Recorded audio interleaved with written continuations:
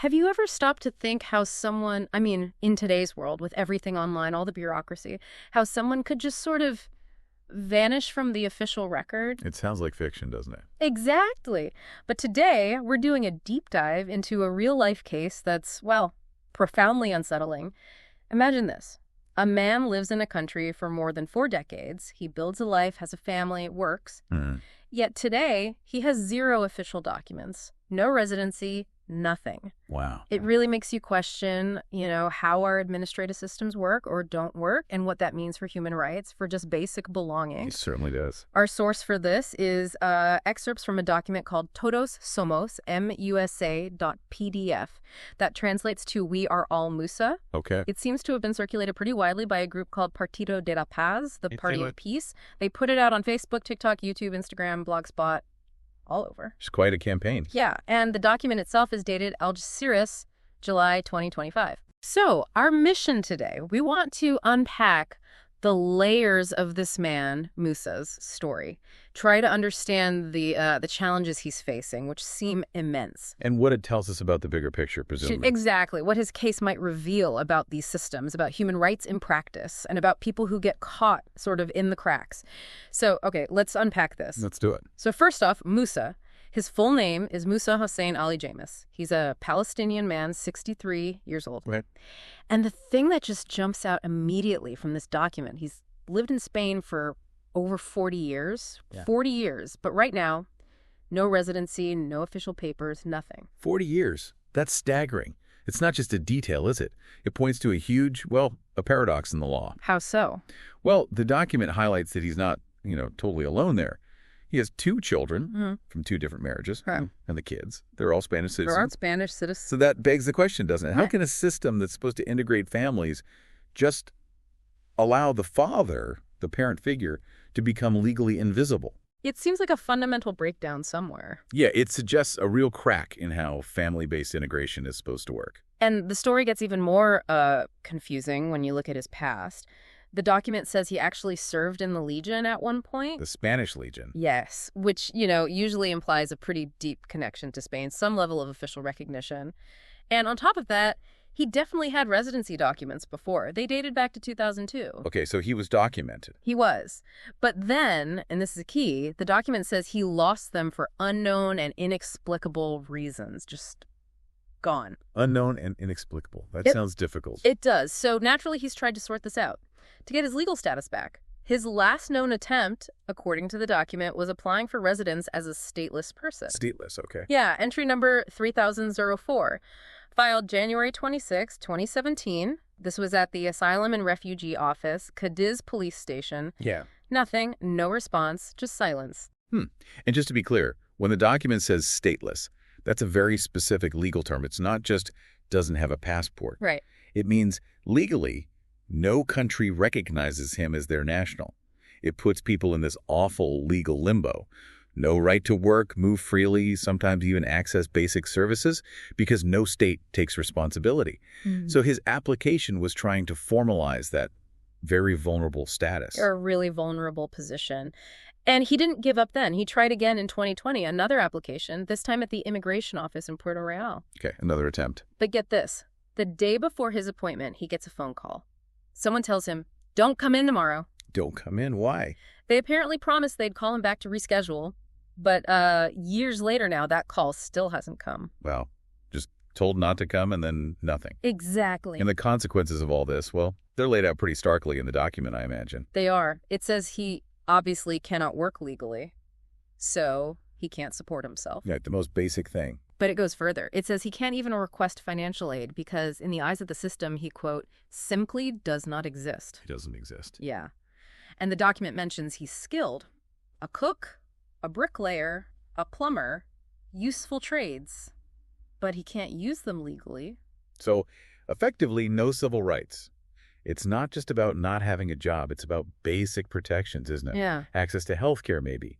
Renting a place legally. The document implies all of that is impossible. Even just moving around without fearing detention. He's in a complete legal void.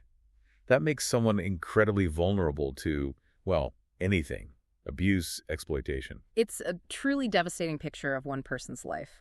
And this individual story is where the Partido de la Paz document starts to broaden its critique. Ah, okay. Moving to the wider implications. Yeah. The document states it has, and I'm quoting, little faith that Spain takes cases like Musa seriously if it's just an ordinary person. It suggests the focus usually goes to, the powerful, the influential, or maybe only when there's some huge tragedy that grabs headlines. Right. And this leads them to point out a perceived contradiction, doesn't it? It does, big time. The document contrasts Spain's public statements, its humanism regarding Gaza and Palestinians generally, Yes. with the actual situation of this Palestinian man, Musa, living right there in Cadiz, who they say is forgotten and seems to be intentionally denied residency. Intentionally denied. That's a strong claim. It is. But the document uses that juxtaposition to question if these, humanitarian stances abroad actually translate to how individuals are treated within Spain. Is the compassion consistent? It's a fair question to raise based on their premise. And the document pushes this further with another comparison. Oh. It observes, and again I'm quoting the document here, that showers of immigrants crossing the Strait of Gibraltar, ending up in the same province, Cadiz, they reportedly do get residence permits. Showers of immigrants. That's certainly evocative phrasing. It is, and the document uses it to highlight what it sees as a stark contrast. Why them and not Musa, who's been there 40 years? It raises questions about, the fairness and consistency of the process for different people. And does the document speculate why? Why Musa might be facing this? It throws out a few possibilities. It asks, basically, is it because Musa shows solidarity with Palestinians against Israeli actions? Is that somehow held against him? A political angle. Or it wonders, are there maybe lobbies or sectors, their words, pulling strings behind the scenes in Andalusia, particularly in Cadiz, influencing political and administrative decisions? Powerful hidden forces, they're suggesting. Or maybe a more cynical take they offer, is all the public solidarity just for show? A mere and simple political act, as they put it, without real substance behind it? So they're suggesting it could be political opposition, hidden influence, or just hypocrisy. Yeah. No firm answers, but they're floating these ideas. Exactly. They present them as possible explanations for what they see as an otherwise inexplicable situation. And they don't mince words about how serious they think this is. How so? The document asserts very strongly that having cases like this in a, quote, first world country is extremely rare, and that it constitutes, quote, a disgrace for the totality of the so-called human civilization. Wow, that's powerful language. A disgrace for civilization. It's clearly meant as a major indictment. And to really bring home the human cost, the document uses a very striking analogy, right? Connecting Musa's suffering to religion. Yes, it does.